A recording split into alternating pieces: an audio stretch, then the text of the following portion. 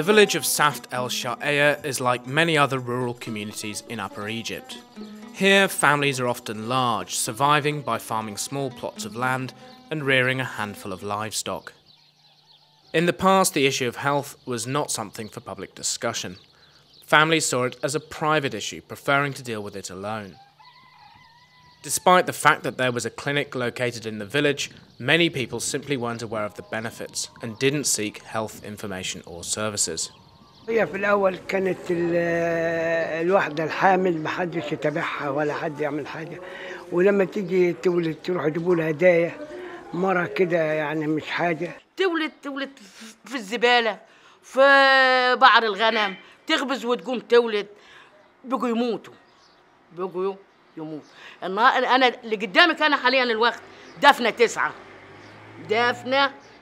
وكانت تعب تروح للدكتور، كان زوجها الجماعة بتوع زمان كان يمنعوها، يقول لا ما تروحش للدكاترة. All too often, a lack of both social support and locally available information prevented villagers from adopting good health practices.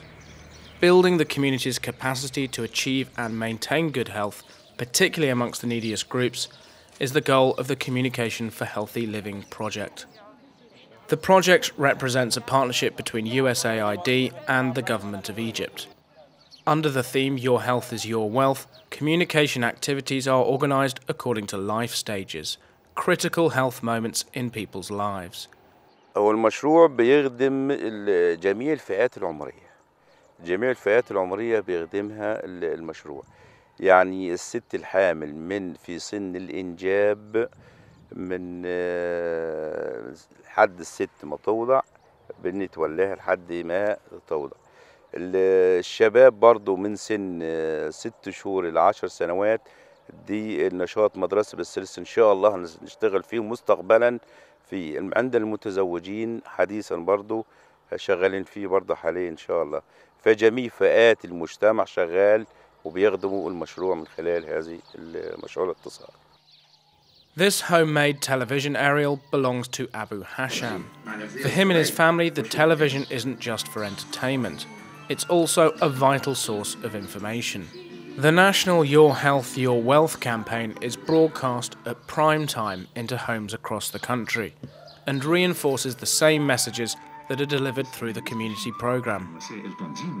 After hearing about the community program from her husband, Hasham decided to train as a volunteer through the village's Community Development Association. فلازم نعمل حسابنا ان احنا مثلا نخلف 2 3 بالكتير، ان نربهم كويس، ناكلهم كويس، نعلمهم كويس، يتفقوا على الحاجات دي. Hasham takes health messages house to house, visiting newlywed couples, offering advice and coaching them on ways to protect their health and the health of their future family. ألف مبروك. ألف مبروك عريس. إحنا هنا مشروع الاتصال الصحة بنبلد هنا بجمعية تنمية المجتمع، بنقدم لكم الكتاب ده وبنقول لكم ألف مبروك. Hasham uses materials designed and distributed by the Communication for Healthy Living project. This pack is targeted at newlyweds and contains information that will help them make informed decisions as they start their family life.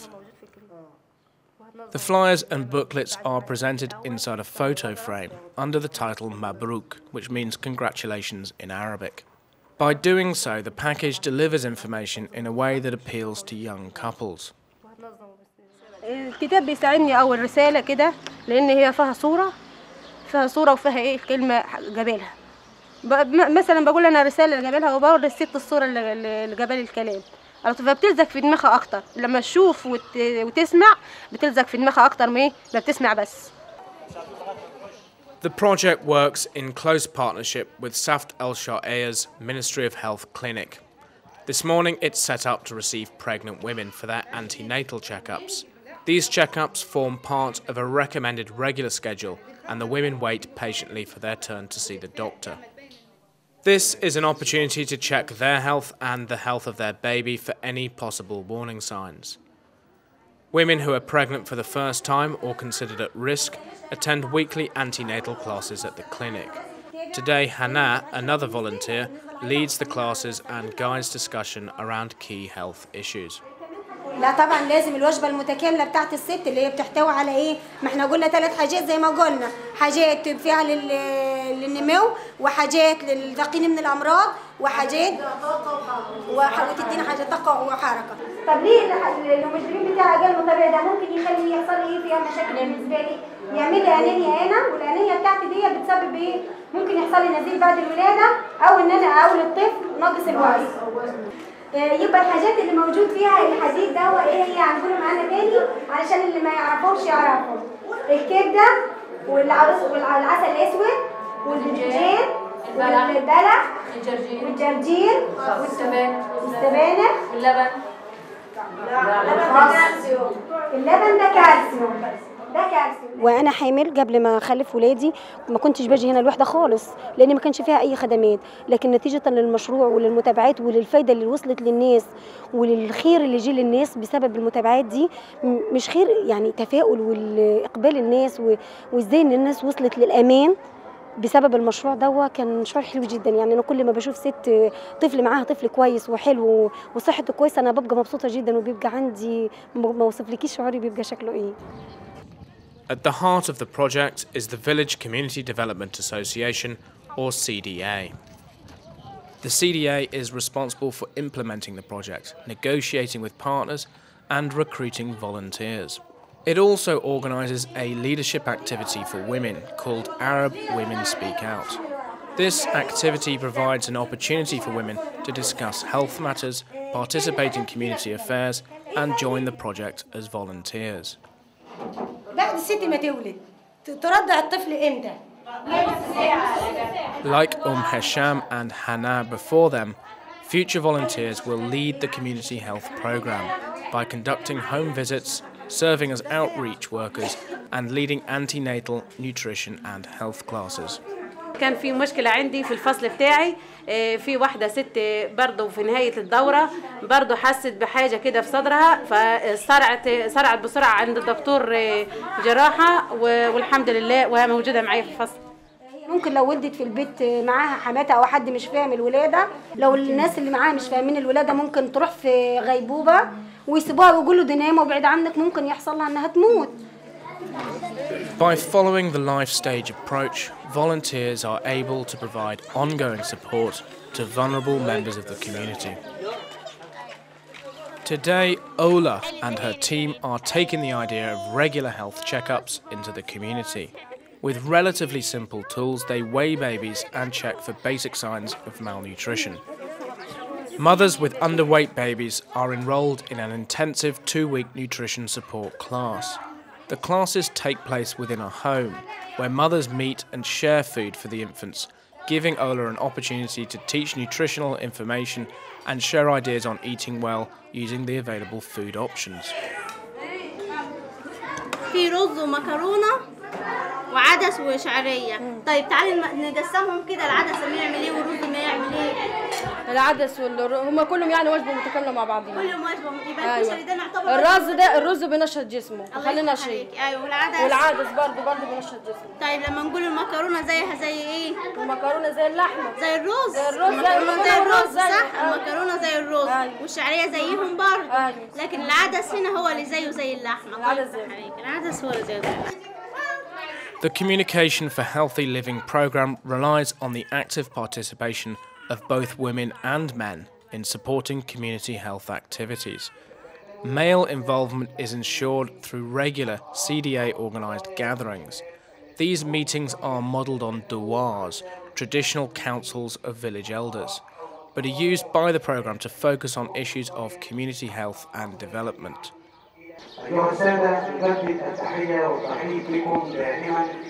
The douar mobilises men on 2 levels, both directly in support of community development as well as indirectly in support of their wives and daughters by encouraging them to actively participate in health initiatives. خروج السيدة لم يكن ذلك موجودا من قبل، كانت بتجد حرج في أنها تصل إلى الوحدة الصحية، كانت بتخجل من الطبيب أن يوقع عليها الكشف الطبي، وتخاف أن تخرج دون إذن من زوجها، لأن زوجها كان قديما غير مقتنع بخروج السيدة مهما كانت الأسباب، حتى وإن كان في ذلك خطورة عليها من الناحية الصحية. الراجل بيحضر الدوار، الست بتتعلم فبيلتقوا الاثنين مع بعض في البيت، وبينعكس ده على الأولاد رفع الوعي الصحي، رفع الوعي التعليمي، رفع الوعي الاجتماعي عند الأم في البيت وعند الرجل كذلك. ده انعكس كل دوت بيصب في مصلحة الأطفال اللي هم موجودين في البيت. DOIR provides an avenue for men to participate directly in solving community health problems. Today, the group's discussions are focused on a different type of health threat, avian influenza. أما بقى نخش في الموضوع بتاع الساعة أو مشكلة الساعة اللي هو انفلونزا الطيور. عايزين فعلا مساعدة الأهالي بأنها تصدر الدواجن دي عشان يتم تطعيمها. وتحدثنا عن المرض، أعراضه، أضراره، كيفية الوقاية منه وما إلى ذلك، على أساس أن كل بيت في القرية يعتبر فيه مزرعة طيور منتجة يعتمد عليها أهالي البيت اعتمادا كليا. The traditional DOIR meeting has been transformed into a major force for change, with the ability to mobilize collective action to solve all kinds of community problems. كان في دوار زمان كنا بنبقى عند العمدة عند شيخ البلد، خدت بالك كان يصب على ايه؟ مشاكل العيلة بين العيلة دي والعيلة دي. لما جت جمعية تنمية المجتمع وعملت الفكرة تاني من جديد، دخلت عليه ان هي بتجيب المسؤولين اللي هم رؤساء المصالح الحكومية تيجي تحضر معانا اجتماعات الدوار دي عشان نعرض عليها مشاكلنا ونقول لها على مشاكلنا من ناحية رصف، من ناحية إنارة، من ناحية دورات مياه، من ناحية مياه. Significantly, people are now discussing and solving problems together.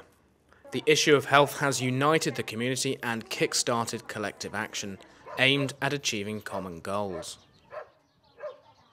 Since the start of the programme, health standards have improved significantly. The percentage of young women receiving antenatal care has increased from 54% to 67%. Medically assisted deliveries have increased from 70% to 95%. Family planning use amongst new mothers has increased from 50% to 79%. And finally, malnutrition amongst infants between 6 months to 2 years has dropped from 36% to 2%. For the people of Saft el-Sha'aya, working with the Communication for Healthy Living project has brought about real change and built a lasting capacity to achieve better health for their families and for their community in the future.